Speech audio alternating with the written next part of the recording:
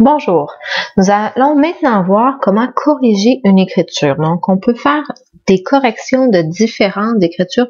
En fin de compte, tout ce qu'on fait dans Sage peut être corrigé. Donc, on va aller dans Sage. Si je veux corriger une facture de vente, mais pour rentrer une facture de vente, je clique sur l'image ou sur créer une facture de vente et pour la corriger, je vais aller cliquer sur corriger. Et dans tous les icônes sur Sage, dans la section du bas, il y a la possibilité de corriger un encaissement lorsqu'un client nous paye une facture de vente. Dans la section fournisseur, on a corrigé une facture d'achat ou corriger un débours. Donc, et toutes les corrections fonctionnent de la même façon. Donc, dans l'exemple, on va corriger une facture d'achat. Donc, on a reçu une facture d'Hydro-Québec, la facture numéro 5508, datée du 3 avril. Cependant, lorsqu'on a entré dans Sage, on n'a pas entré le bon montant. On s'en est rendu compte et on veut corriger le montant qui avait déjà été entré dans Sage. Le bon montant de la facture est de 150 $ plus taxes. Le restant de la facture qui a été rentrée dans Sage a été entré de la bonne façon. Donc, ce qu'on veut faire, c'est corriger une facture d'achat dans ce cas-ci. Donc, on va aller dans Sage, dans la section fournisseur, facture d'achat. On va cliquer sur la flèche qui descend et ensuite sélectionner corriger une facture d'achat. Ceci, c'est un menu search. Donc, il y a plusieurs façons de chercher notre facture d'achat. On peut chercher toutes les factures d'achat entre l'année 96 et l'année 2012, entre avril et le 15 juin. Et ça nous donnerait toutes les factures, peu importe le fournisseur, qui ont été entrées pendant cette période-là, et on pourrait retrouver notre facture Hydro-Québec, dans ce cas-ci, 5508. Là, c'est un exemple qu'on fait en classe, il n'y a pas beaucoup de factures, mais dans la réalité, on pourrait avoir des milliers de factures lorsqu'on sélectionne une aussi grande période. Donc, on pourrait sélectionner une date en particulier, la date de la facture. Sinon, on peut rechercher directement avec le numéro de la facture, le numéro de l'écriture, ou moi, ce que je trouve la façon la plus facile, c'est la facture par fournisseur. Donc, dans ce cas-ci, on veut corriger une facture d'Hydro-Québec. On va aller chercher notre fournisseur Hydro-Québec et ça va nous donner toutes les factures d'Hydro-Québec. Il y en a seulement une, donc on la sélectionne, on double-clique ou on clique sur sélectionner. Ça va nous ouvrir la facture d'achat de Hydro-Québec telle qu'elle a été entrée. Si on veut faire des corrections sur cette facture d'achat-là, on les fait directement sur la facture et on va cliquer sur reporter par la suite.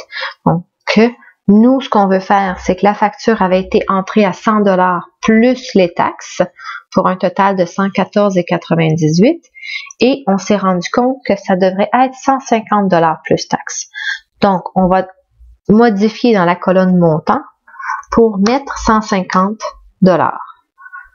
Maintenant, la facture, elle est bonne, elle représente ce qu'on veut qu'elle représente. On va cliquer sur reporter.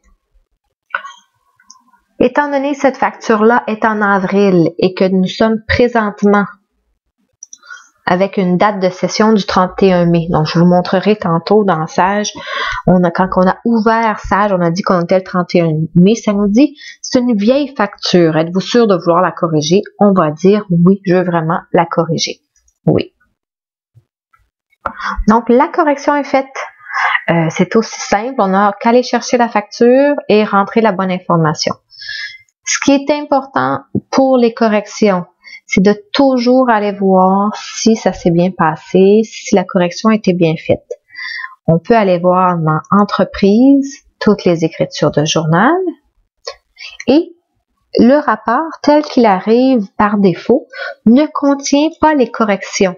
Il va juste contenir la bonne écriture. Donc, il contient le montant pour la charge d'électricité de 150 $, la TPS, la TVQ et le montant fournisseur. La vieille facture n'apparaît pas dans ce rapport-là.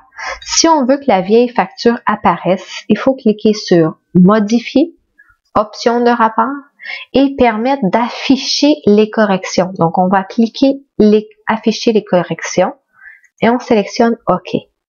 Dans ce cas-là, toutes les écritures vont apparaître, même les corrections. Donc, on voit la bonne facture ici la dernière, la J25, mais on voit aussi que juste avant, il a fait une écriture, la J24. Et cette écriture-là, la J24, elle est pour contrepasser la J11. Contrepasser, ça veut dire supprimer. Donc, la J24 supprime la J11. Comment il fait pour supprimer en comptabilité? C'est, on écrit tous les mêmes comptes, mais en sens inverse. Donc, tout ce qui était au débit va être au crédit et l'inverse. Donc, l'écriture J11 doit maintenant apparaître. On voyait qu'on avait électricité 100 $ au débit. Donc, ça avait mis une charge d'électricité de 100 $. L'écriture J24, en disant qu'elle supprime la J11, elle met électricité 100 $ au crédit. Donc, elle diminue les charges d'électricité. Donc, elle a mis une charge de 100 $ et ensuite, elle a diminué les charges de 100 $. Donc, on arrive à un solde de 0. Donc, si on fait J11 plus J24, on arrive à 0. Ensuite, on peut mettre la J25.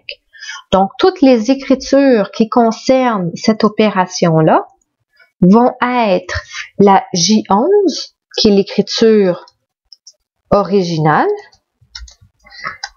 Ensuite, puis on sait parce que ça nous dit que la J24 contrepasse la J11. La J24 qui annule la J11